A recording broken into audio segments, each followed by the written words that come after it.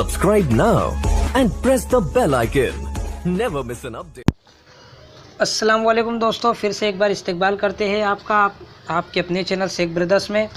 अगर चैनल पर नए हैं तो चैनल को कर दीजिए सब्सक्राइब, और अगर वीडियो आपको पसंद आती है या अच्छी लगती है तो वीडियो को लाइक करना बिल्कुल भी ना भूलें, और साथ ही अपना इज़हार ख़यालात देने के लिए नीचे आप कमेंट कर सकते हैं। काफ़ी दिनों से हमें कमेंट्स आ रहे थे कि सर आप लैंग्वेज 2 यानी ज़बान 2 का भी कुछ कीजिए। तो उम्मीदवार सवालों के जवाब हिस्सा 5 सवाल नंबर 121 से 150 तक की ये ज़बान 2 है। ये पेपर है 2019 दिसंबर का, जिसमें ज़बान 2 का आज हम चर्चा करने वाले हैं। तो काफ़ी कमेंट्स आ रहे थे हमें कि सर बताइए ज़बान 2 के बारे में समझाइए। तो चलिए शुरू करते हैं आज की ये वीडियो शुरू करने से लाइक करना और कमेंट करना बिल्कुल भी ना भूलें, और वीडियो को आखिर तक ज़रूर देखें ताकि आपकी समझने की सलाहियत में इजाफ़ा हो। तो चलिए शुरू करते हैं। सबसे पहले यहाँ पे देख सकते हैं हिदायत, नीचे दिए गए इबारत को पढ़िए और दिए गए मुतबादिल में से किसी एक मुनासिब तरीन मुतबादिल का इंतखाब कीजिए। अब यहाँ पे क्या होता है कि हमें इक्तबास में से 121 से लेके 128 तक के जो सवालात हैं उसको हमें इस इक्तबास में से देखकर देना होगा। तो सबसे पहले सवाल देखते हैं हम 121 का, इंसान कब आराम का तालिब होता है। यहाँ पे देख सकते हैं पहली लाइन में दिया हुआ है कि इंसान अपनी जिस्मानी और ज़हनी मेहनत व मुशक्क़त के बाद आराम का तालिब होता है। यहाँ पे पैराग्राफ में देख सकते हैं आप पहली लाइन में कि इंसान अपनी जिस्मानी और ज़हनी मेहनत व मुशक्क़त के बाद आराम का तालिब होता है। तो यहाँ पे जो हमारा पहला जवाब हो जाएगा वो बिल्कुल सही हो जाएगा कि जिस्मानी ज़हनी मेहनत व मुशक्क़त के बाद इंसान आराम का तालिब होता है। इसी के साथ देखते हैं निकोटीन इंसान के किस निज़ाम में हैज़ान पैदा करता है। अब ये भी यहाँ पे पैराग्राफ में देख सकते हैं हम कि निकोटीन जो होता है वो हमारे आसाबी निज़ाम में हैज़ान पैदा करता है, आसाबी निज़ाम में। तो यहाँ पे जो हमारा 2 नंबर का बिल्कुल सही जवाब हो जाएगा। तो आपको समझ में आ रहा है ये इक्तबास में से ही बिल्कुल हूबहू हमको यानी सेम टू सेम हमको देना होता है। चलिए देखते हैं यहाँ पे अगला सवाल है, कार्बन मोनोऑक्साइड गैस किस में पाई जाती है। कार्बन मोनोऑक्साइड गैस किस में पाई जाती है, तो सिगरेट, बीड़ी और सिगार के धुएं में पाई जाती है। यहाँ पे 3 नंबर का जो बिल्कुल सही जवाब है, सिगरेट, बीड़ी और सिगार के धुएं में पाई जाती है। यहाँ पे आप देख सकते हैं ये इक्तबास में से लिया गया है। जिस्म के किस हिस्से के लिए सिगरेट नवेशी सबसे ज़्यादा नुकसानदा है, तो फेफड़ों के लिए सबसे ज़्यादा नुकसानदा है। आप सभी जानते हैं कि फेफड़ों के लिए सिगरेट नुकसानदा होती है। चलिए देखते हैं अगला सवाल, सिगरेट के धुएं से इतराफ़ के लोगों को पहुंचता है। अब क्या पहुंचेगा, नुकसान, है ना। इसी के साथ देखते हैं नुकसान की जमा होती है नुकसानात। नुकसान की जमा क्या होती है, नुकसानात होती है। देखते हैं आगे, खास का मुज़ाद है। अगर खास है तो उसका बिल्कुल अपोजिट क्या होगा, आम। तो खास का मुज़ाद आम है। अगला सवाल देखेंगे, सिगरेट और बीड़ी किससे तैयार किए जाते हैं।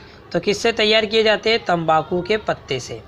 सिगरेट और बीड़ी तंबाकू के पत्तों से तैयार किए जाते हैं। अब आगे के सवाल जो है, इबारत को पढ़िए और दिए गए मुतबादिल में से इसके भी जवाब देने, जो 129 से 135 तक के हमको ये सवाल तय करने होते हैं। जिसमें हम देख सकते हैं यहाँ पे उन्होंने किस उम्र में लिसानुस सिद्दीक पर्चा जारी किया। अब यहाँ पे जो है देख सकते हैं मौलाना अबुल कलाम आज़ाद के बारे में बताया गया है, उनकी किताबें, उनका बचपन किस तरह से गुजरा उसके बारे में बताया गया है। यहाँ पे देख सकते हैं आप ये लाइन में कि 15 बरस की उम्र में लिसान सिद्दीक नामी पर्चा जारी किया।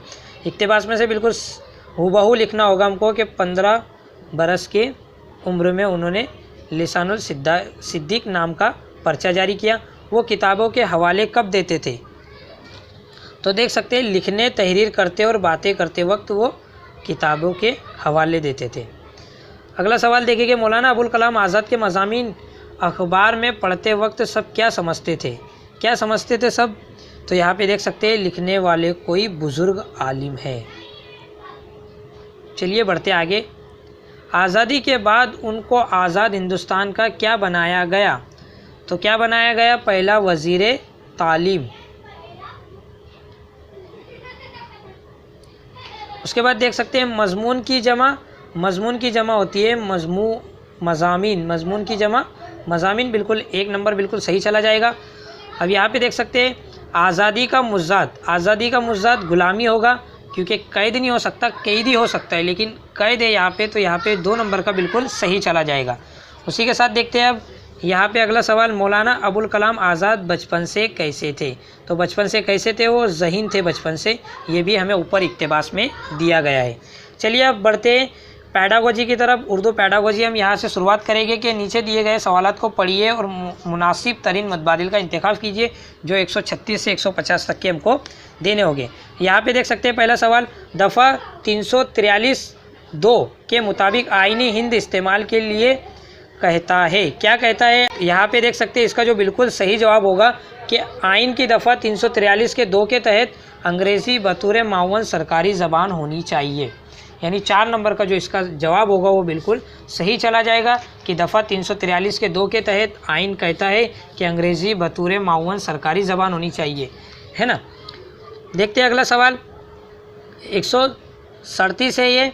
यहाँ पे देख सकते हैं दर्ज झेल में से कौन क्लासिकी ज़बान के पैमाने में शामिल नहीं है?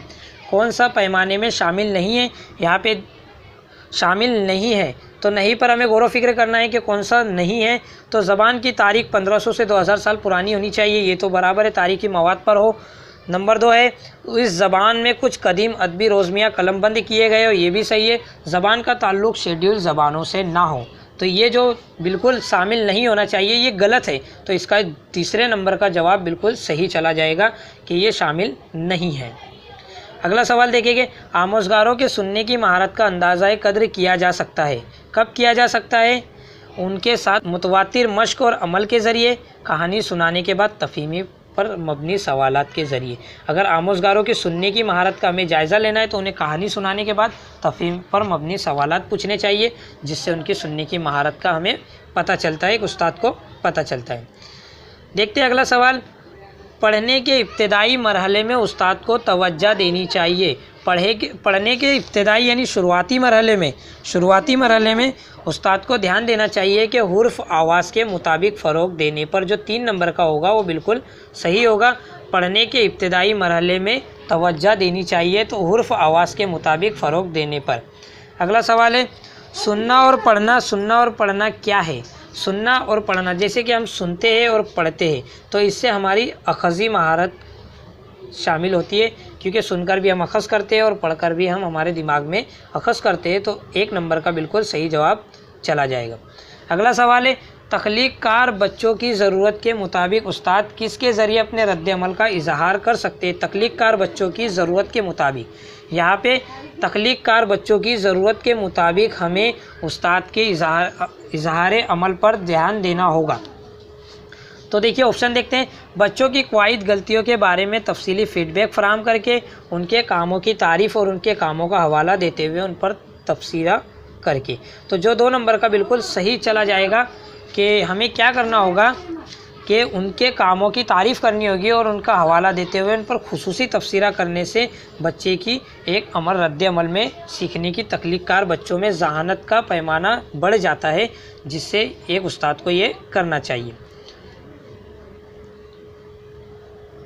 अगला सवाल देखेंगे, दर्ज झेल में से कौन अपने आप ज़बान सीखने और ज़बान की आमोजिश का बुनियादी फ़र्क है? तो दर्ज झेल में से कौन अपने आप ज़बान सीखना और ज़बान की आमोजिश का बुनियादी फ़र्क है? अपने आप ज़बान सीखना यानी मादरी ज़बान और ज़बान की आमोजिश यानी ज़बान सीखने का बुनियादी फ़र्क क्या होता है? तो यहाँ पे देख सकते हैं, ज़बान से साबका यानी ज़बान से पहले साबका जो होगा वही फ़र्क कहलाएगा, बाकी कोई फ़र्क इसमें नज़र नहीं आता है।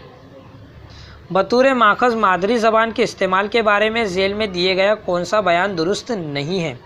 कौन सा बयान दुरुस्त नहीं है? यहाँ पे देख सकते हैं, ये बच्चों की आमोजिशी गौर फिक्र और तबादला ख्याल में मावन होती है, तो ये सही है। ये आमोज़गारों के मानी अखज़ करने के अमल में मुस्बित रवैया रोल अदा करती है, ये भी सही है। मादरी ज़बान अहम तदरीसियाती मौक़ा फ़राहम करती है यानी मौके देती है, ये दूसरी ज़बानों को नज़रअंदाज करने में मावन है, तो नहीं है। तो 4 नंबर का बिल्कुल नहीं होगा। तो चलिए अगले सवाल पर बात करते हैं कि इब्तदाई सतह पर बच्चे की ज़बान को फ़रोग़ देने में सबसे अहम क्या है? तो यहाँ पे देख सकते हैं कि सबसे अहम क्या है, तो सबसे अहम होता है बच्चों के लिए ज़बान के लिए मुनासिब माहौल। तो ये सबसे बिल्कुल सही जवाब है, तो ये चला जाएगा इसके साथ, नंबर 2 इसका सही जवाब हो जाएगा। इसी के साथ बढ़ते अगले सवाल पे, पोर्टफोलियो किसकी मिसाल है? तो पिछली बार मैंने आपको बताया था कि पोर्टफोलियो खुद का जायज़ा और उस्ताद दोनों के ज़रिए अंदाज़ा कद्र साबित होता है। तो इसका जो बिल्कुल सही जवाब होगा वो होगा नंबर 3 हो जाएगा कि उस्ताद के लिए अर्ज़ खुद और उस्ताद दोनों के ज़रिए अंदाज़ा कद्र पोर्टफोलियो की मिसाल है। चलिए बढ़ते अगले सवाल पर। लफ्ज़ों पर मबनी मुअम्मा किसके इजाफे में मावन होता है? अगर लफ्ज़ों पर मबनी मुअम्मा करवा रहे तो किसके लिए बेहतर साबित होगा? तो लफ्ज़ियात में इजाफ़ा होगा। तो जो 3 नंबर का होगा वो बिल्कुल सही चला जाएगा कि लफ्ज़ों पर मबनी कोई भी तरह का मुअम्मा एक्टिविटी कराई जाए तो वो लफ्ज़ियात में इजाफ़ा करेगी। देखते हैं अगला सवाल। दर्ज झेल में से कौन सुनने की सरगर्मी के अंदाज़ा कद्र के दौरान ज़रूरी नहीं है? यहाँ पे जो ज़रूरी नहीं है वो हमें निकालना है कि कौन सा सुनने की सरगर्मी के अंदाज़े कद्र के लिए ज़रूरी नहीं है। तो आवाज़ लफ्ज़ों का तलफ़ुज़ या फिर मौज़ू के मुताबिक लफ्ज़ों का दुरुस्त इस्तेमाल, लुगात और फामोस का इस्तेमाल, साफ़ और वाज़े आवाज़। तो जो 3 नंबर है वो बिल्कुल सही चला जाएगा कि लुगात और फामोस का इस्तेमाल सुनने की महारत में कोई सी भी तरह का कोई भी अमल अंजाम नहीं देते। बढ़ते अगले सवाल की ओर। ज़बान के हुरूफ को आवाज़ के साथ मिलाकर पढ़ने के तदरीस का एक तरीका कहलाता है। तो क्या कहलाता है वो तरीका? रास्त तरीका, सूती तरीका, कुल ज़बान का तरीका या जुज़वी ज़बान का तरीका? तो यहाँ पे जो 2 नंबर का है वो बिल्कुल सही चला जाएगा कि ज़बान के हुरूफ के आवाज़ के साथ मिलाकर पढ़ना सूती तरीका कहलाता है, जिसमें अल्फ़ाबेट का शुमार होता है, लफ्ज़ियात का शुमार होता है जो हमारे लफ्ज़ में होते हैं, जैसे फ, थ, ये सारे लफ्ज़ सूती तरीके में शामिल होते हैं।